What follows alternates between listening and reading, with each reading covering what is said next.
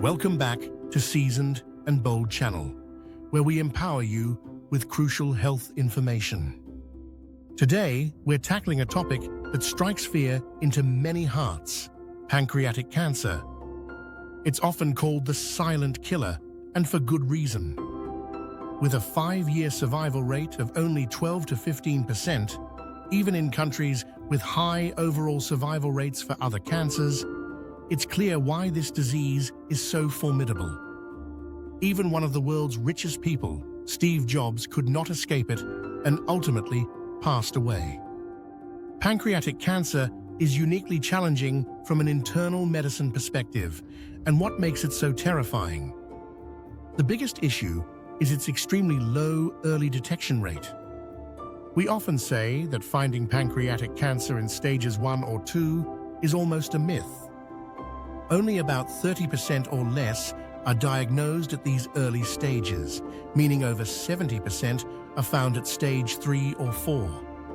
Stage 3 means it's spread beyond the pancreas to nearby tissues, and stage 4 means it's metastasized to distant organs, most commonly the liver. From an emergency medicine standpoint, when patients come to hospital with severe symptoms, it's often too late. The pancreas is deep inside the abdomen and lacks a proper protective capsule. Unlike organs like the liver, which has a capsule to somewhat contain spread, the pancreas allows cancer cells to spread very quickly to surrounding organs and even the aorta, making surgery impossible. This lack of early specific symptoms is why it's so devastating. There's currently no effective standard screening method for pancreatic cancer. This is a major difference from many other cancers where regular checkups can catch them early. So if early detection is so difficult, what can we do? Understanding risk factors is crucial. Who is most at risk? There are some non-modifiable factors, like being male and over 55 years old. Interestingly, tall stature has also been identified as a risk factor linked to growth hormones. Countries with taller populations, especially in Eastern and Northern Europe, have higher rates of pancreatic cancer. But let's focus on what we can control. Here are the key modifiable risk factors. Smoking. This is a huge one. Smoking increases your risk by 1.7 times. Starting at a young age, even in your teens, is particularly detrimental. Alcohol consumption. The general principle is to completely quit alcohol to reduce risk. Obesity and body fat. Excess body fat is a strong risk factor. It leads to conditions like pancreatic steatosis, fatty pancreas, which is increasingly linked to pancreatic cancer. Diabetes, especially new-onset diabetes after age 60, combined with weight loss, is a major red flag. This combination can increase your pancreatic cancer risk by 100 times. Chronic pancreatitis. If you have chronic inflammation of the pancreas, your risk can go up by 8 to 16 times. Irregular lifestyle and night shifts. While not directly linked, irregular schedules and night shift work can lead to increased body fat and stress hormones, indirectly raising risk. Overeating and excessive intake of sugars, fats. Our pancreas works harder to digest these. While the idea of using up all your digestive enzymes is a myth, overeating leads to obesity, diabetes, inflammation, and fat deposition in the pancreas, all direct mechanisms for damage. Spicy food, capsaicin. The compound in spicy food actually has anti-cancer properties.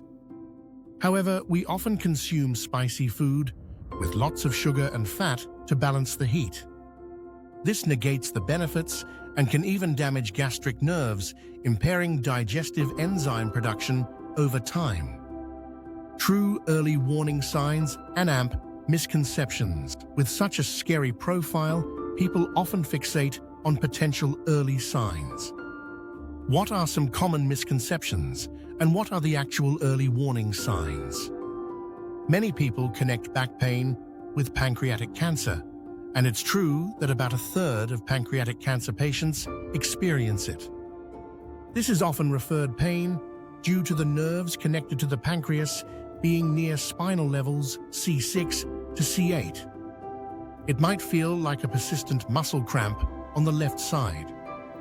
However, it's critical to understand that less than 1% of all back pain is due to pancreatic cancer. Furthermore, when back pain does appear, it's usually in advanced stages. So early detection based solely on back pain is almost a myth. Similarly, indigestion or general abdominal pain are very non-specific symptoms. While some pancreatic cancer patients experience them, studies have even shown that people presenting with indigestion have a lower chance of pancreatic cancer than the general population. These symptoms are just too common for many other less serious conditions. So, if these aren't reliable early signs, what should we look out for?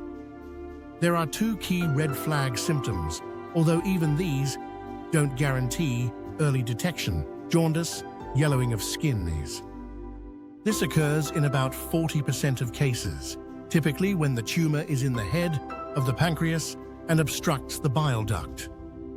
You might also notice clay-colored stools and dark urine. However, most patients presenting with jaundice are already in stage 3 or higher. New-onset diabetes, especially after age 60, combined with unexplained weight loss. As mentioned earlier, this combination is a massive indicator, increasing risk by 100 times. It's also important to note that cancer symptoms, particularly pancreatic cancer, don't come and go.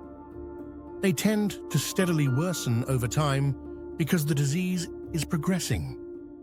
If your symptoms fluctuate, disappearing when you're relaxed or distracted, it's likely not cancer. Another crucial sign to watch for is unexplained weight loss. If you lose more than 10% of your body weight within 6 months alongside abdominal pain, indigestion, or back pain, it warrants investigation, screening, and advanced treatments. So, if you're in a high-risk group, a male over 50, a smoker, or a heavy drinker, what kind of screening should you consider? For high-risk individuals, during your regular health checkups, it is recommended abdominal ultrasound or, even better, a CT scan with contrast. While the CA19-9 tumor marker blood test exists, imaging is always more accurate than blood tests for detecting actual changes in organ shape.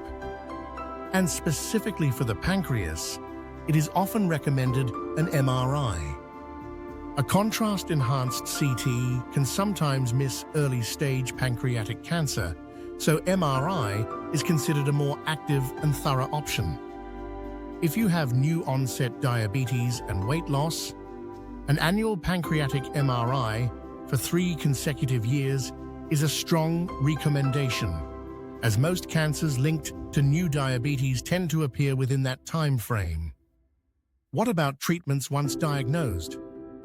Surgery is only an option for a small percentage, around 10 to 30%, typically in stages 1 or 2, or if a stage 3 tumor shrinks significantly after chemotherapy. The surgery itself is grueling, often lasting 7 to 19 hours, because it involves removing not just part of the pancreas, but also parts of the bile duct, gallbladder, liver, and small intestine, then reattaching everything. The recovery is brutal, and even after successful surgery, recurrence rates are high. Yes, it sounds incredibly difficult. How about any newer or supportive treatments that offer hope? While traditional treatments, surgery, chemo, radiation, often cause collateral damage to healthy cells, there are some exciting developments. Heavy ion therapy. This is often called a dream treatment. It uses carbon particles accelerated to near light speed to precisely target and destroy cancer cells, minimizing harm to surrounding healthy tissue. It's incredibly precise. The downside? It's extremely expensive. And because it requires patients to remain perfectly still, it's only suitable for organs that don't move much, like the pancreas. High-frequency oncothermia, hypothermia therapy. This involves raising the core body or abdominal temperature to over 42 degrees. At this temperature, the activity of your immune cells, like NK cells, skyrockets, helping them fight cancer. Also, cancer cells have poorly formed blood vessels and can't dissipate heat effectively, causing them to essentially melt or die. This therapy has shown promise, especially for pancreatic cancer patients. Hyperbaric oxygen therapy. Here, patients breathe 100% oxygen at 2 to 3 times atmospheric pressure. This forces oxygen to dissolve directly into the blood plasma, rather than just binding to hemoglobin. This significantly improves conditions like low oxygen, acidity, and low temperature within tissues, environments where cancer cells thrive and mutate. It can be used alongside conventional treatments to reduce side effects. It's effective, but also involves some cost. To summarize, the biggest takeaway is that pancreatic cancer is best prevented. We often try to conquer cancer through advanced treatments, but as the Human Genome Project showed, viewing cancer solely as a genetic disease can be a path to failure. Cancer is fundamentally a disease of metabolism, and our lifestyle choices, what we eat, how much we move, our exposure to toxins, our stress levels, determine whether those genetic predispositions are expressed.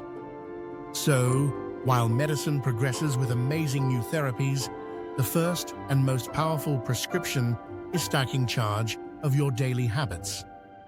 This means prioritizing a balanced diet and avoiding excessive sugars and fats. Regular physical activity.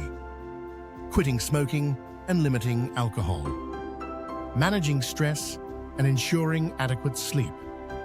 These habits can make a profound difference in lowering your risk for pancreatic cancer and countless other diseases. It means we have more control than we might think. Pancreatic cancer is daunting, but understanding it, recognizing true warning signs, and committing to a healthy lifestyle are our best defenses. Thank you for watching. We hope this knowledge empowers you to make healthier choices. Stay tuned for more insights from upcoming videos.